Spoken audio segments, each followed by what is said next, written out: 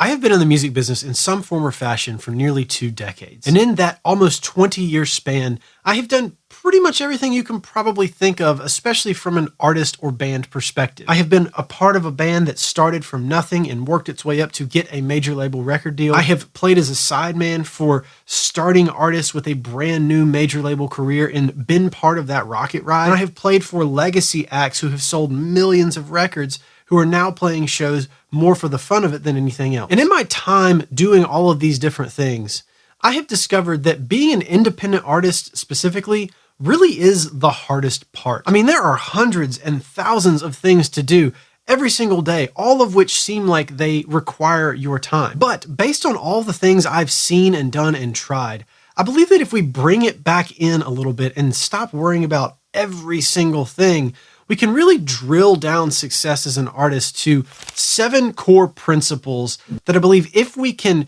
not even master, but just get fundamentally sort of basically good at, everything else will come after that and it will make our lives a lot easier. Now, the first of these is music production. Now, this is the obvious one, but you would be surprised at how many artists I've known and worked with over the years who really don't know a ton about what an EQ does or what a compressor does or what mixing and mastering do. The first time I ever went into a recording studio, I was not the most knowledgeable person by far, but I had spent enough time at home fiddling around with software and recording and stuff to know what an EQ was, to know what a compressor did, and to understand kind of the fundamentals of timing and pitch and arrangement and stuff like that.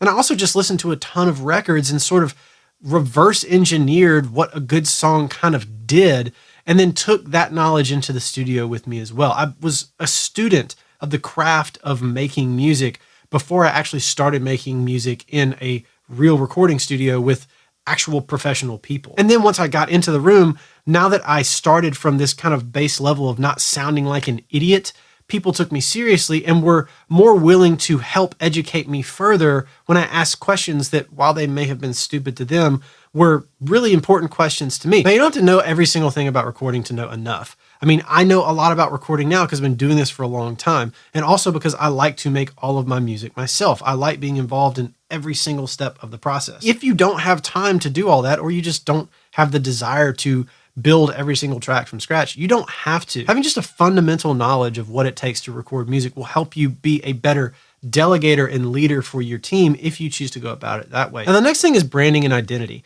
I would be willing to bet that you would be hard pressed to find a very successful artist today, or really anytime throughout history, who do not have a core fundamental understanding of their brand. In my experience, the artists who have gone the farthest that I have either worked with or toured and opened for, or just kind of seen from the sidelines in my own professional career, are the ones who have a deep understanding of their brand, what they're putting out into the world, what the market wants from them, and who their core audience is. Now, this can be stuff like what fonts you're using and what color your website is and all that, but it really goes a lot deeper than that. It's about the message that you're communicating to your fans and to your audience. You really want to understand what makes them tick, because it helps you to serve them better, and it helps you to put better products into the market, namely music, but also other things like merch and experiences and things like that we'll get to in just a minute. Next, let's talk about content creation.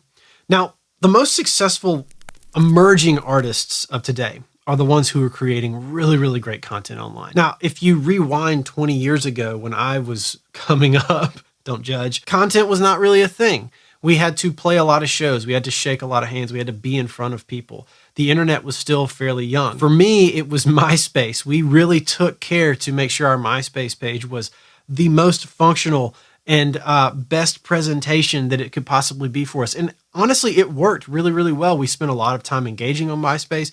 We spent a lot of time, curating the top 8, I believe it was, which is ridiculous to think of now. We use the tools of our time.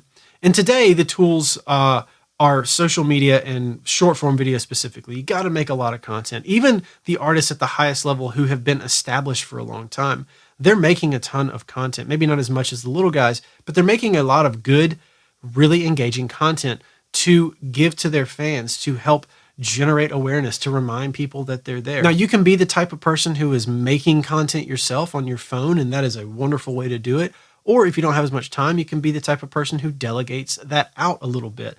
But either way, it's good to have an understanding of how to create good content, what your audience wants from your content, and then be able to communicate those ideas effectively, either directly through doing it yourself or through delegating to other people to help you with that process. Now, next we have merch. And really, this is just kind of like graphic design and products and selling things to your audience, but we'll put it all under the banner of merchandise. Because what you want to know, kind of like you know with your branding and your visual identity as an artist, you want to know what your people want from you, both how you can serve them through your merchandise offerings, but also how you can just delight them. Merchandise is a really great way to allow your audience to bring a piece of you home with them, whether that's from a show or they just buy it online or they watch a live stream and they decide to tap into something that you offered to them. Now, if you are good at graphic design, you can design your own merch, but I would venture to say that most of us are probably going to be outsourcing that because merch design, apparel design is like a whole other animal on its own. I'm not the best at it,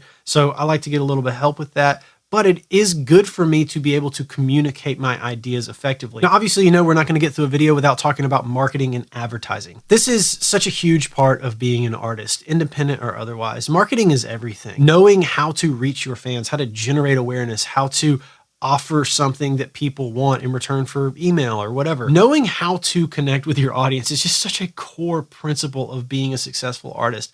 You can have the best music in the world, but if nobody knows about it, it doesn't matter. It's not going to move the needle for you. You have to tell people about it, and you have to know how to do that. Now, I would say that this is definitely higher on the list of things to farm out if you don't have the time, but you do have the money to do it. There are things that you can do to not have to do it yourself. But even still, if you don't want to do it yourself, or if you do want to do it yourself, it's important to understand the mechanics of it, especially digital advertising. It will help you not only understand the efficacy of your marketing campaigns, whether you're running them or hiring somebody else to run them, but it will also help you to sort of suss out people you can trust in the market who are offering products and services to help you with that. So you'll know what to look for. You'll know to stay away from the things that promise you a specific number of streams, and you'll know to lean into the things where people have proven to be pursuing organic growth from actual people for artists prior to you. The core of this, though, is very similar to your brand and also to the merch portion, and that is understanding your audience.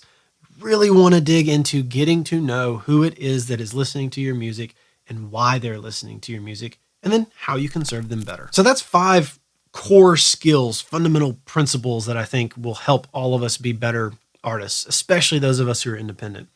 But these last 2 are kind of a bit in left field, I'll be honest, but I think they're the most important. The first one is to learn to write well. Now, I hear you in the comments, write, Tom? Seriously? What does that have to do with music? I shouldn't be spending all my time writing in a little notebook. Well, let me tell you something. If you are a musician, especially somebody who is writing lyrics and singing in your songs, you are a writer first. You are a poet, a writer who is conveying that message through music. Writing is the most effective way I personally have ever discovered to organize my thoughts and be able to think clearly.